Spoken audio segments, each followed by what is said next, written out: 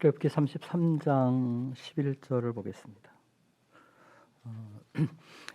새해부터는 그 사사기 말씀을 보려고 하다가 이렇게 생각을 해보니까 계획을 짜다 보니까 12월 요 한 주가 딱 지난주까지 설교하고 한 주가 비더라고요. 그래서 어떻게 해야 하나 고민을 했는데 그 예전에 한 15, 16년 전에 제가 교회에서 이 본문을 가지고 여러분들과 나눈 적이 있습니다. 근데 안 들으신 분들이 더 많은 것 같아서 또 들으신 분은 복습하라는 의미에서 오늘 출애굽기 말씀을 한 군데 더 보고 새해부터는 그 사사기 글을 쭉 강해하겠습니다. 33장 11절을 같이 한 목소리로 읽겠습니다. 같이 읽습니다. 시작.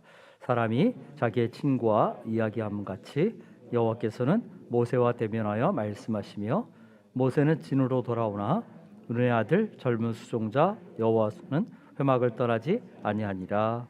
아멘. 신앙생활을 오래 하신 분들은 여호수아라는 인물을 모르는 분이 없을 겁니다. 출애굽기 17장에서 아말렉과의 전투에 그 용맹한 장군으로 등장한 이래로 여호수아는 굴하지 않는 믿음의 그 표본 같은 그런 삶을 산 것을 보게 됩니다. 약속의 땅 가나안을 정복하고 하나님 백성들에게 분배하는 일을 하죠.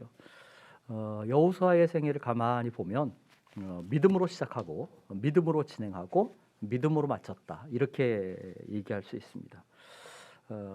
그의 삶의 전체에서 정말 흐트러짐 없는 그런 하나님 섬김을 보게 됩니다.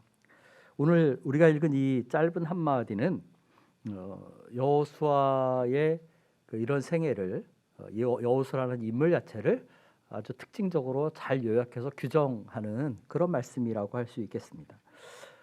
이 33장의 이 본문은 이스라엘 백성이 금송아지를 만들어서 하나님을 모독했던 진노하게 했던 그 사건이 있은 다음에 있는 일입니다. 32장에 우리가 지난주에 봤죠. 금송아지 숭배 사건을.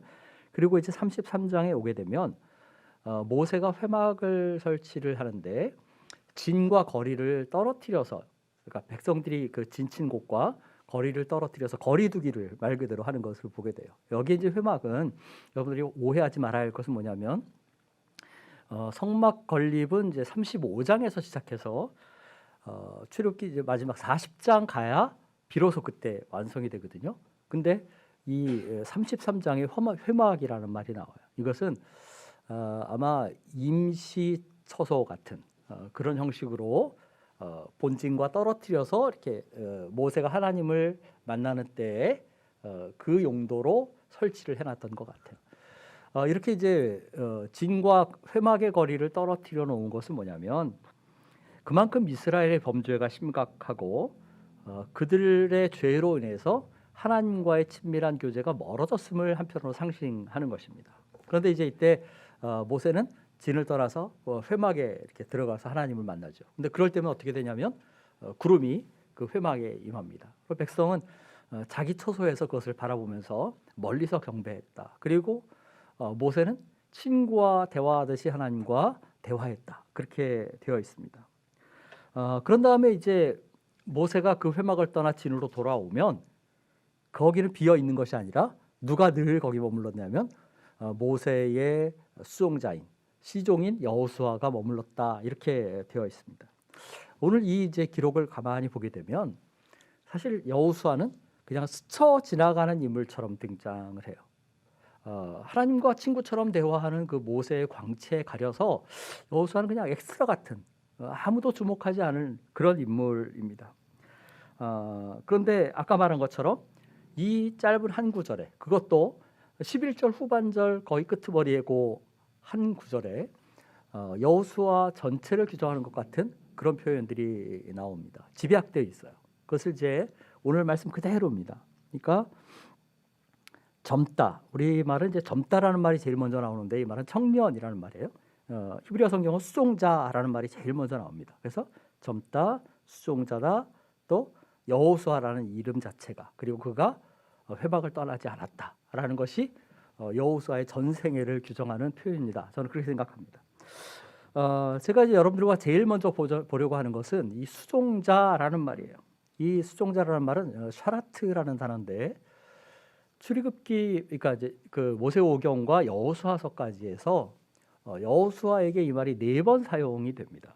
출애굽기 24장 13절에 모세가 이제 시내산에 올라갈 때 그 여호수아를 대동했다고 돼 있어요. 근데 거기 보면 우리말 성경은 부하라고 돼 있습니다.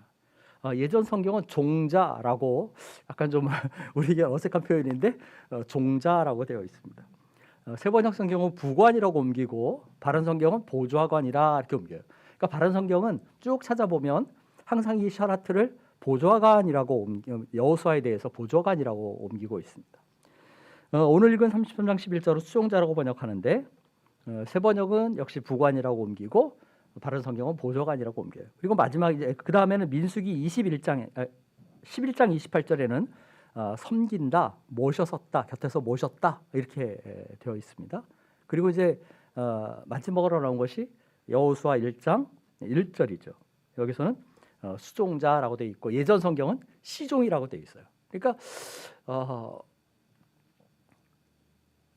출애굽기에서 여호수아서까지 여호수아가 등장하는 그 본문에서 가장 특징적으로 여호수아를 묘사하는 표현이 뭘까? 이게 샤라트입니다. 그러니까 한마디로 말하면 모세는 수종자였어요. 시종이었어요. 종자였습니다. 그는 섬기는 사람이었습니다. 이 말들만 놓고 보면 별로 그렇게 영광스럽지 않은 인물 같아요. 조금 점잖게 좋게 번역한 영어 성경들을 보면 조력자, 뭐 돕는 사람 이렇게 번역해 놓고 있습니다. 영어로 aid라고 돼 있는데 이게 부관이나 참모를 가리킬 때 쓰는 말이죠. 일반적으로는 뭐 비서, 뭐 보좌관 이렇게 표현할 수 있겠습니다. 그런데 만약에 우리의 입장에서 누가 어떤 사람을 누구의 시종이다 이렇게 표현하면 기분이 좋겠습니까? 별로 달갑지 않을 거예요. 그죠? 더구나 종자 이렇게 쓰면 아주 불쾌하게 생각할 겁니다. 조력자라고 하면 조금 낮게 들릴지 모르겠지만 조수 이렇게 말하면 얼굴을 붉힐지도 모르겠습니다. 그런데 여호수아는 평생 바로 이런 삶을 산 사람이라는 거예요. 그것도 하루 이틀이 아니라 거의 40년의 기간을 모세 곁에서 그의 수종자로 살았습니다. 그의 이름 앞에 붙어 다니던 이 수종자, 시종 혹은 보좌관이라는 그 호칭이 떨어진 것은 언제냐면 그의 노년에 접어들어서요. 이런 여호수아의 모습은 섬기는 사람의 모습을 가장 잘 보여줍니다. 다른 사람을 곁에서 섬기는, 보조하는 역할은 그리 수월한 것이 아닙니다. 늘상 자기를 죽이고 어떤 면은 자기를 드러내지 말아야 되죠. 고되고 힘든 일일 수 있습니다. 그런데 여호수아는 일평생 그것을 잘 감당했다는 거예요. 예전에 제가 그 인상 깊게 읽었던 그 글 중에 그 제목이 2인자의 만족이에요. 그러니까 2인자로서 그 자리를 지키고 만족하며 사는 삶에 대해서 이렇게 쭉 그 기독교 칼럼 같은 것이었는데 정말 그렇구나라는 생각을 해서 나도 이렇게 살아야겠구나 하는 그런 생각을 한 적이 있습니다. 오늘날은 다들 1인자가 되고 싶어하죠. 내가 머리가 되고 내가 앞에 나서야만 합니다. 그런데 이럴 때일수록 오히려 신실하게 옆에서 돕고 섬기는 삶을 사는 사람들이 필요하다는 생각을 하게 됩니다. 이런 섬김은 특별히 신앙 공동체 안에서 누군가를 늘 섬겨야 하는 사역자들이나 중직자들이나 또 성도들의 경우에 더더욱 그렇습니다. 특별히 저는 젊은이들의 경우에 이 섬기는 역할들을 잘 감당했으면 하는 바람이 있습니다. 베드로가 교회 젊은 자들을 향해서 뭐라고 말하냐면 젊은이들에게 젊은 자들아 겸손으로 허리를 동이라 그렇게 얘기를 합니다. 그런데 여호수아의 삶이야말로 바로 그런 삶이었죠. 섬김이었습니다. 저는 우리 한누리교회 모든 성도들의 삶에 또 우리 젊은이들의 삶에 이런 섬김과 봉사가 있기를 간절히 바랍니다. 이 조력자로서 여호수아에게 그 붙여졌던 수종자라는 이름이 떨어지고 그가 여호와의 종이라고 불리는 것은 여호수아 24장 29절에 가서예요. 이때 비로소 여호수아는 하나님의 종이라고 불려요. 그러니까 모세가 불린 것처럼 불립니다. 그리고 사사기 2장 8절도 그를 하나님의 종이라고 불러요. 그러니까 더 이상 이때부터는 여호수아가 모세의 시종이라고 불리지 않습니다. 물론 처음부터 여호수아는 하나님의 종이었어요. 그죠? 그가 뭐 모세의 종이었다, 하나님의 종이었다 이렇게 된 건 아니죠.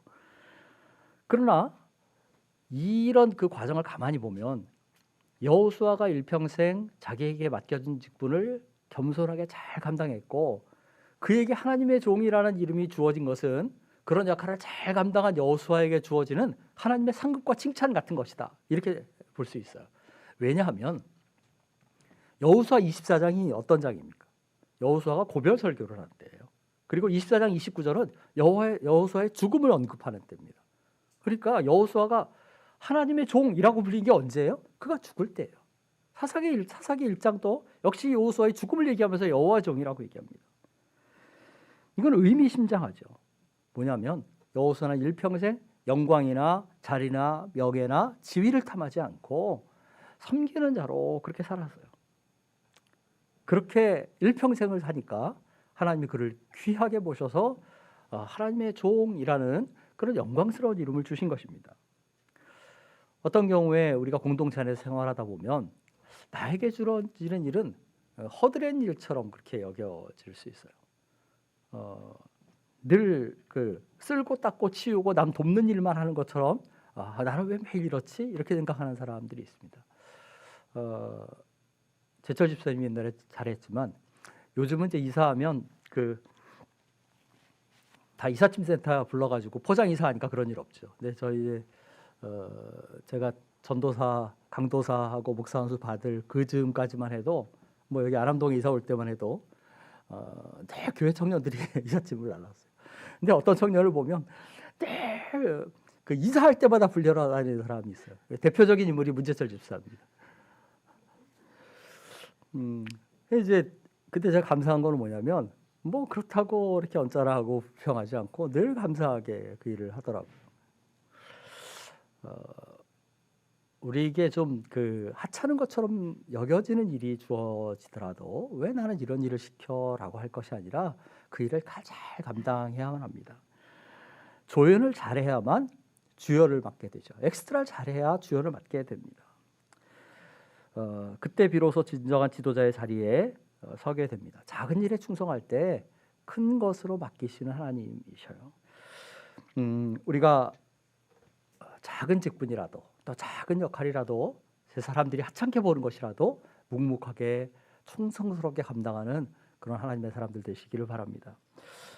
두 번째로 이제 생각하고 있어서 청년이라는 말이에요. 우리말 성경은 젊은 이렇게 이제 번역해놨지만 원래 이 그 단어는 히브리어에서 나르라는 명사예요.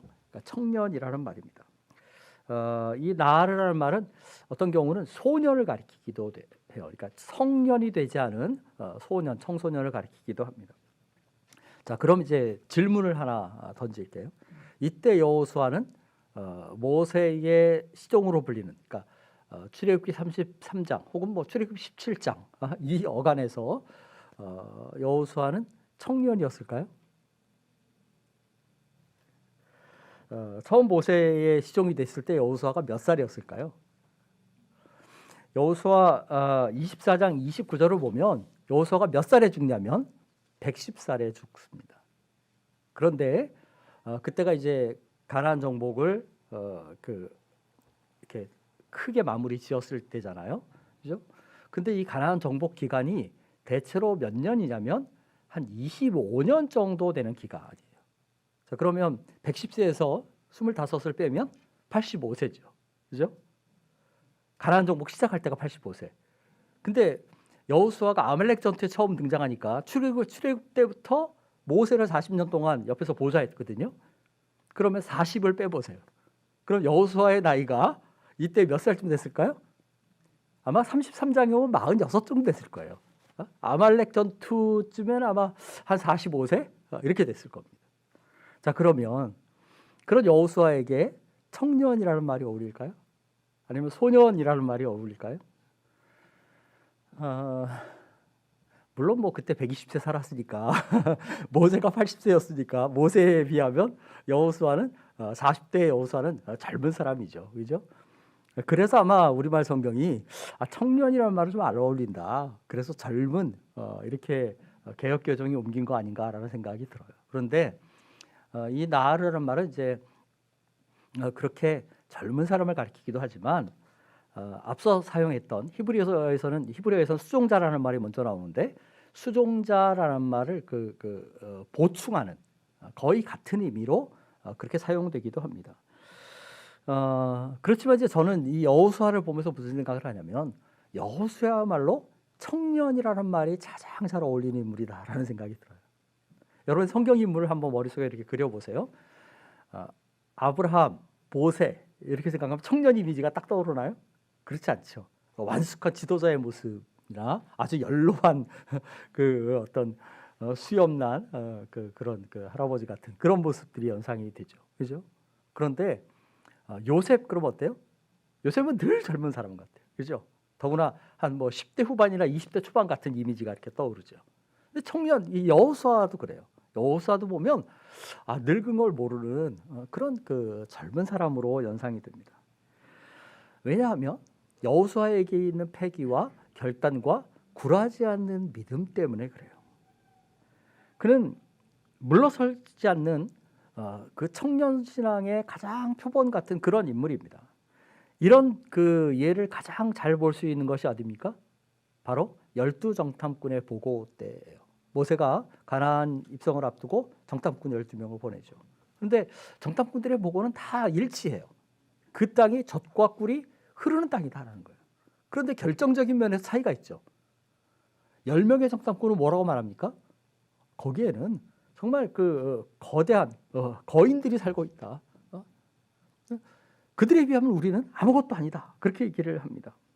그 성읍은 강하고 그 사람들도 강하고 그래서 우리는 그들을 이기지 못할 거다라고 얘기를 해요. 절망적인 보고를 하죠. 그런데 여기에 대해서 여호수아 갈렙은 어떻게 합니까? 그렇지 않다고 얘기를 합니다. 하나님이 우리와 함께 하시면 그들이 우리의 밥이다. 우리 너희 두려워하지 말라. 그렇게 얘기합니다.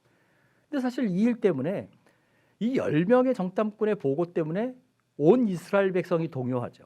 그들이 밤새 통곡을 합니다. 결국 이 일이 40년 광야 생활을 촉발시키는 그런 결과를 나와요. 그냥 바로 들어갈 수 있었는데 이 출애굽 1세대 60만이 넘는 그 인원이 전부 광야에서 죽도록 광야를 방랑합니다. 마지막에 가나안 땅에 들어간 사람 누구예요? 여호수아와 갈렙 두 사람밖에 없었어요. 이 내용을 가만히 보면 10대 2의 싸움입니다. 수적으로 불리해요. 그러나 여호수아와 갈렙은 물러서지 않습니다. 하나님의 약속을 신뢰합니다. 믿음으로 하나님을 의지하죠. 참이냐 거짓이냐 하는 것은 다수결에 의해서 결정되는 것이 아니에요. 하나님을 따르는 길, 이 믿음의 길은 단 한 사람이 성경의 말씀에 이것이 진리다라고 신뢰를 두고 그것을 따라가면 그것이 이기는 것이죠. 우리가 갈멜산에서 엘리야와 바알 아세라 선지자의 싸움에서도 그걸 봅니다. 850대 1입니다. 수적으로 절대적으로 열세예요. 그러나 하나님을 믿고 따르는 일은 그런 수와 상관이 없죠. 엘리야 한 사람이었지만 그는 굴하지 않았어요. 그래서 결국은 승리합니다. 그것이 진리라면 우리 역시도 그래야 한다는 거죠. 여호수아와 갈렙의 신앙이 바로 그러했습니다. 그는 많은 사람들의 불신과 회중의 통곡에도 물러서지 않아요. 오직 하나님만을 의지하고 나아갑니다. 그래서 하나님이 여호수아와 갈렙을 평가하시기를 온전히 하나님을 좇았다 이렇게 얘기를 합니다. 우리의 생애를 하나님 평가하실 때 뭐라고 평가하실까? 12월이 되면 인생의 마지막을 늘 저는 생각을 하게 되는데 내가 생을 마칠 때 온전히 좇았다 이렇게 말씀하실까? 이런 생각이 듭니다. 여호수아에게 인상적인 것은 뭐냐면 이 하나님을 온전히 좇음이 그의 40대, 50대, 60대에만 그친 것이 아니에요. 그의 일평생 그러한 것을 봅니다. 아까 여호수아 24장 얘기를 했습니다.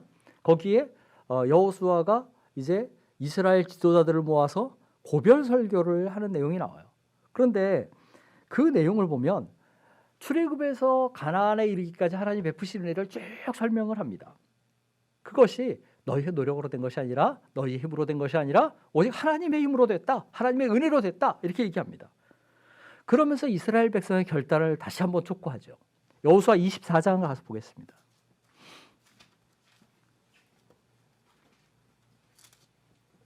여호수아 24장 14절 15절 보겠습니다. 같이 읽겠습니다. 시작. 그러므로 이제는 여호와를 경외하며 온전함과 진실함으로 그를 섬기라. 너희의 조상들이 강 저쪽과 애굽에서 섬기던 신들을 치워버리고 여호와만 섬기라. 만일 여호와를 섬기는 것이 너희에게 좋지 않게 보이거든 너희 조상들이 강 저쪽에서 섬기던 신이든지 또는 너희가 거주하는 땅에 있는 아모리 족속의 신지 너희가 섬길 자를 오늘 택하라. 오직 나와 내 집은 여호와를 섬기겠노라 하니. 다 하나님을 버려도 나만 하나님 섬기겠다. 너희가 다 하나님께 등을 들려도 내 집만은, 우리 집만은 하나님을 섬기겠다. 이렇게 얘기합니다. 그러니까 그가 죽음을 앞두고도 굴하지 않는 믿음을 보이는 거예요. 꺾이지 않는 믿음입니다.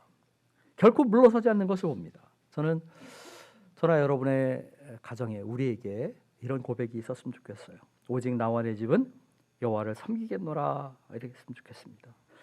45세 여호수아가 청년이라고 불렸다면, 제가 지금 이렇게 보니까 장로님 오늘 못 오셔서 권사님이나 뭐 유집사님, 유성남 집사님 가정이나 의외는 다 청년이라고 불려도 전혀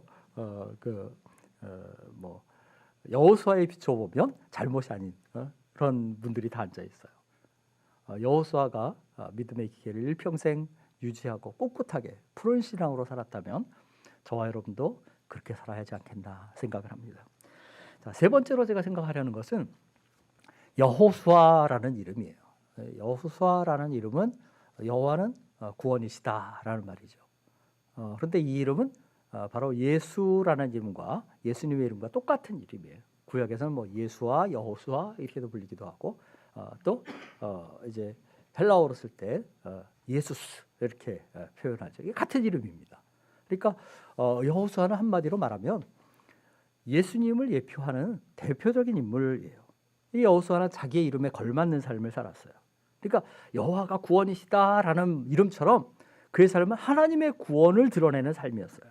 전생애가 하나님이 그렇게 우리를 구원하시는구나라는 것을 보여주는 그런 삶을 살았어요. 아까 말했던 아말렉 출애굽 17장의 아말렉과의 전투가 그렇죠. 그 이후에 가나안 정복까지 숱한 전쟁을 치렀는데 여호수아는 늘 승리합니다. 그러니까 하나님의 능력과 하나님의 구원, 그것을 하나님의 승리를 보여줘요. 그런데 여호수아 23장에 가서 여호수아가 나이 많아 늙은 후에 이렇게 고백합니다. 너희 하나님 여호와께서 너희를 위하여 이 모든 나라에 행하신 일을 너희가 다 보았거니와 너희 하나님 여호와 그는 너희를 위하여 싸우신 자니라. 그렇게 얘기해요. 그러니까 여호수아는 이렇게 말합니다. 내가 그동안 숱한 전쟁을 했는데 봐라, 내가 이렇게 힘이 있었다. 내가 이렇게 용기가 있었다. 내가 지략이 있었다. 내가 능력이 있었다. 이렇게 말하잖아요. 너희 하나님 여호와께서 너희를 위해서 싸우셨다. 이렇게 얘기를 합니다. 어떤 사람들은 자기를 드러내는 것이 삶의 목표인 사람들이 있어요.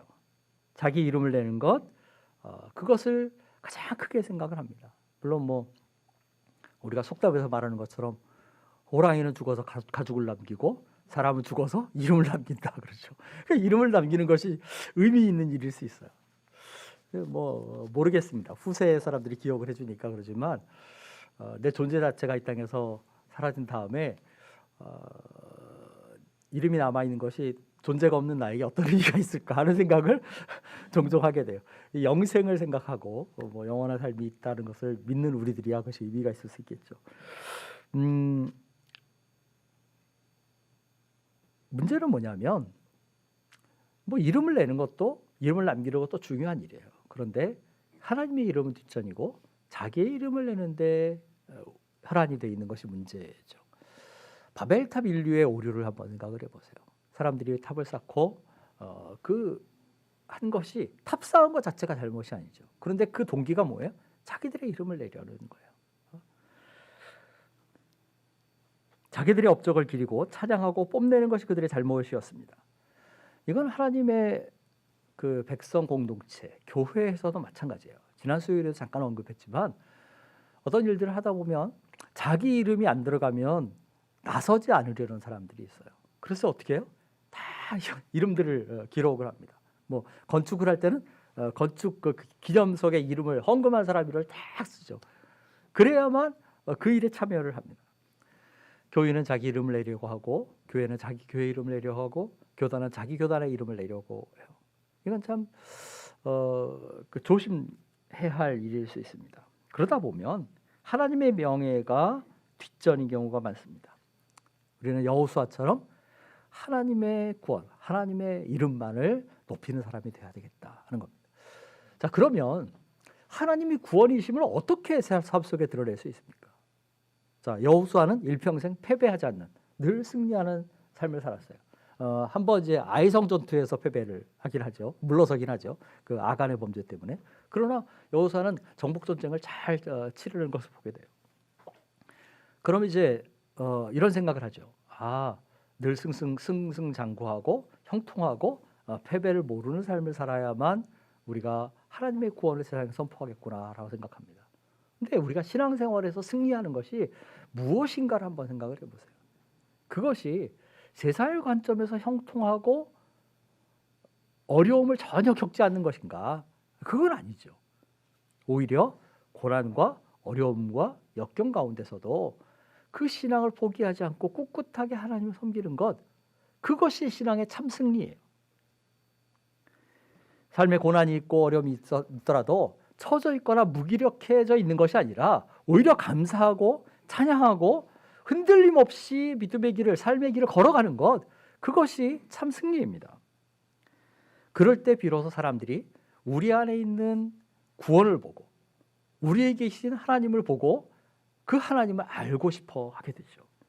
그러면 그들도 그 구원에 참여하게 되고 하나님의 은혜를 경험하게 됩니다. 하나님의 이름을 높이게 되죠.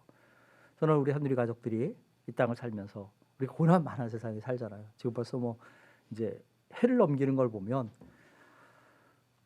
어두운 전망이지만 내년도 올해와 비슷하게 갈 수도 있겠다 하는 생각을 합니다.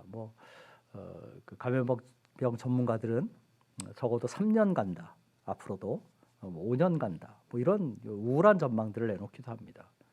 그렇다면 우리가 얼마나 더 인내해야 할까? 이 고난 가운데서도 삶을 잘 견지해가는 것, 이것이 참 믿음의 승리고 구원이신 하나님을 삶 속에 드러내는 것이다. 그것을 저 여러분이 꼭 기억하시기를 바랍니다.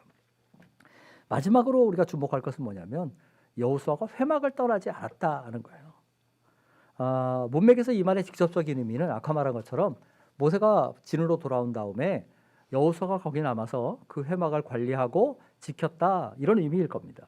그런데 저는 한편으로 회막을 떠나지 않았다 이 한 말이 일평생 하나님과 동행했던 여호수아의 삶을 상징적으로 나타내는 표현이기도 하다, 이런 생각이 들어요. 그러니까 모세가 그랬던 것처럼 여호수아도 늘 하나님과 가까이 있었어요. 모세가 하나님과 늘 대화하며 가까이 있는 것을 봤기 때문에 여호수아 역시도 그 삶을 본받고 따라한 거예요.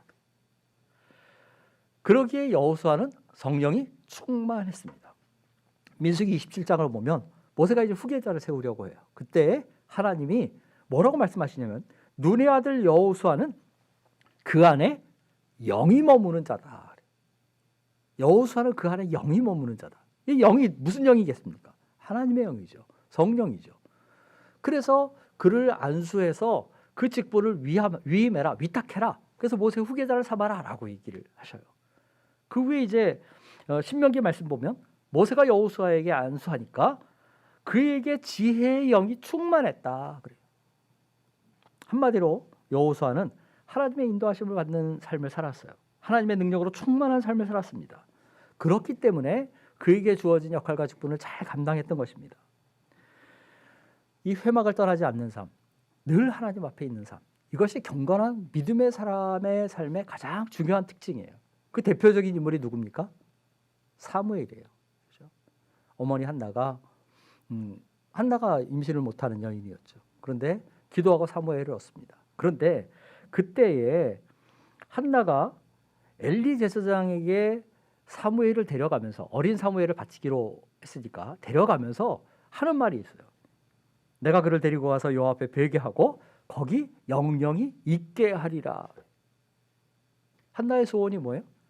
그냥 뭐 물리적인 공간으로서의 그 성막에 늘 있는 것, 그것이 아니라 사실은 그 본심은 뭐냐면 사무엘이 영원히 늘 하나님 앞에 있기를 바라는 마음, 그것이었어요. 저는 우리 한누리의 어머니 아버지들의 기도 제목이, 자녀를 향한 기도 제목이 이것이었으면 좋겠습니다. 저도 늘 저희 아이들을 위해서, 또 저희 부부가 늘 아이들을 위해서 기도할 때 이 아이들이 늘 하나님 앞에 있는 사람이 하나님의 사람이 되게 해주십시오라고 기도합니다. 아이를 키워보고 다 자란 다음에 이제 저처럼 이렇게 출가를 시키고 손주도 보고 이렇게 되면 무슨 생각을 하게 되냐면, 건강하게 또 믿음으로 잘 자란 것이 가장 최선이구나라는 생각을 하게 돼요. 그것이 가장 복된 일이에요. 근데 그전에는 그걸 잘 모르니까 온갖 다른 데 집중을 하고 세상의 방식과 관점과 가치관을 따라서 키우는 것이 잘 키우는 것처럼 생각이 되죠. 근데 제 나이쯤 되면 정말 믿음으로 아이들이 잘 서 있는 것, 또 인격적으로 탄탄한 것, 또 건강하고 아무 탈 없는 것, 그거야말로 가장 큰 복이구나라는 생각을 하게 돼요. 영영이 하나님 앞에 있는 삶을 사는 것보다 복된 것은 없어요. 사무엘상 2장을 보면 한나의 기도 제목처럼 아이 사무엘은 여호와 앞에서 섬겼다, 여호와 앞에서 자랐다, 그렇게 얘기해요. 그래서 사사요 선지자였던 사무엘이 그 다윗의 통치를 예비한 위대한 인물이 된 것, 그건 뭐냐면 그가 늘 하나님 앞에 있었기 때문입니다. 이렇게 하나님 앞을 떠나지 않고 늘 하나님 앞에 산 사람은 누가복음 2장에도 나와요. 그러니까 성탄 때가 되면 늘 떠올리는 생각나는 기도의 여인이 있죠. 그게 누굽니까? 여선지 안나입니다. 근데 세상적으로, 인간적으로 보면 안나처럼 사실 불행한 인물이 없어요. 결혼한 지 7년 만에 과부가 돼서 84년을 홀로 살았습니다. 오늘날은 좀 다르겠지만 옛날은 어떻습니까? 무슨 사회보장제도가 있는 것이 아니죠. 여자의 지위가 높은 것도 아니죠. 일거리를 찾을 수 있는 것도 아니에요. 남편이 없다는 것은, 또 홀로 됐다는 것은 정말 고단한 삶이에요. 생계가 막막하고 힘겨운 삶입니다. 그런데 이 안나는 일평생 성전을 떠나지 않고 하나님 앞에 기도하는 삶을 살았죠. 하나님이 약속하신 것을 바라보고 믿음으로 기다렸습니다. 그리고 마침내 그 소망하던 메시아의 탄생을 그가 보게 되죠. 세상적으로 불행해 보이고 비참해 보여도 하나님 앞에 있는 삶만큼 복된 것이 없습니다. 하나님의 성전에 있는 삶, 그것이 가장 복된 삶이에요. 저는 우리 한누리 가족들이, 또 우리 자녀들이, 우리 젊은이들이 여호수아처럼, 사무엘처럼, 여선지 안나처럼 일평생 하나님 앞에 있는 삶, 하나님과 가까이 있는 삶이 되기를 간절히 바랍니다. 뭐 예배당에만 늘 붙어 살아라, 그런 이야기가 아니죠. 말씀과 기도로 하나님과 동행하고 또 하나님을 친근히 하기를 기뻐하는 삶을 살아야 돼요. 공적으로나 사적으로나 하나님을 늘 예배하는 예배자로 살기를 힘써야만 합니다. 하나님이 그런 사람을 통해서 일하기를 기뻐하십니다. 자, 이제 말씀을 맺을 텐데, 오늘 출애굽기 33장 11절 한 구절 후반절 가지고 여호수아에 대해서 길게 이야기를 했어요. 평생을 조력자로 섬기는 겸손한 삶을 산 여호수아, 또 굴하지 않는 청년신앙, 꿋꿋한 믿음의 기계를 지켰던 여호수아, 무엇보다 자기를 드러내지 않고 하나님의 구원을 선포하고 드러냈던 여호수아, 또 하나님과 늘 가까이 동행했던 여호수아, 이 여호수아의 삶이 저와 여러분의 삶의 표본이 되고 모범이 되고 우리가 따라가는 그런 신뢰가 되기를 간절히 바랍니다. 말씀드린 것처럼 여호수아는 예수님을 예표하는 인물이죠. 이름이 똑같다 그랬습니다. 여호와는 구원이시다. 오늘 찬양에 있는 것처럼, 그런데 여호수아가 이스라엘 백성을 앞서 이끌고 나가서 싸웠던 것처럼 우리의 여호수아 되신 예수님도 우리 앞서 나가서 싸우시고 우리에게 승리를 주시죠. 여호수아가 이스라엘 백성 가나안에 들인 것처럼 우리의 여호수아이신 예수님도 우리를 하늘의 가나안에 들이시죠. 오늘 본문에서 여호수아를 통해서 본 것처럼 그가 겸손하게 일평생 낮아져 신실하게 충성되게 섬겼던 것처럼 우리의 여호수아이신 예수님도 낮아지시고 섬기시고 일평생 충성됨을 보이셨던 것을 보게 됩니다. 우리가 이런 여호수아를 닮게 해주십시오. 우리의 여호수아신 예수님을 닮게 해주십시오. 이렇게 기도하겠습니다. 늘 일평생 꿋꿋하고 시들지 않는 그런 푸른 신앙으로 사는 믿음의 사람들 되게 해주십시오. 라고 기도하겠습니다. 같이 기도하겠습니다. 하나님 아버지, 한 해의 마지막을 맞아서 이제 지난 삶을 돌아보며 우리를 인도하신 하나님의 크신 은혜를 기억합니다. 하나님, 간절히 원하오니 정말 여호수아처럼 우리도 믿음으로 살게 해주십시오. 겸손에 섬기는 사람들 되게 해주십시오. 고난과 어려움이 많을지라도 주님과 늘 가까이 교제하며 푸른 신앙을, 굴하지 않는 신앙을 견지할 수 있도록 우리를 붙잡아 주십시오. 아버지, 참으로 우리의 여호수아 되신 예수님을 날마다 닮아가는 거룩한 백성들 되게 해 주십시오. 그래서 우리 하늘 가족들을 붙잡아 주셔서 우리 아이들은, 우리의 젊은이들은 늘 하나님 앞에 있는 삶을 살게 해 주십시오. 나와 내 집은 여호와를 섬기겠다고 한 여호수아처럼 우리 하늘의 가정들이 정말 주님만 섬기는 가정 되게 해 주십시오. 은혜를 주님께 해 주시고 기도합니다. 찬양합니다.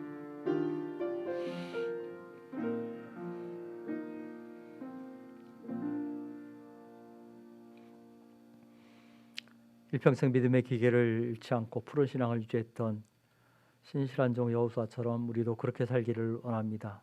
우리의 여호수아 되신 예수님을 우리가 늘 본받고 닮아가기를 원합니다. 세상에 고난이 많고 어려움이 많고 미혹이 많지만 하나님, 굴하지 않게 하시고 물러서지 않게 하시고 특별히 코로나 상황에서 우리가 낙심하에 처져 있거나 주저앉지 않도록 우리를 붙잡아 주시기를 기도합니다. 꿋꿋한 믿음을 견지하는 우리 한누리 가족들 되게 해 주옵소서. 우리의 자녀들과 우리의 젊은이들은 늘 여호와 앞에, 하나님 앞에 있게 해 주옵소서. 우리의 가정은 오직 하나님만을 섬기는 가정들 되게 해 주옵소서. 오늘 복된 주일 주 앞에 예배하면서 우리가 물질을 드렸습니다. 또 우리의 삶의 시간들을 주 앞에 드렸습니다. 주를 위해 헌신하고 수고한 모든 섬김과 수고를 주님 기쁘게 받아주시기를 원합니다. 아버지 하나님, 또한 쓸 것들을 채우셔서 또 인생의 날들을 주관하셔서 지혜로운 시간의 청지기로, 물질의 청지기로, 재능의 청지기로 하나님 앞에서 세상 속에서 살게 하옵소서. 감사하며 예수님의 이름으로 기도합니다. 아멘.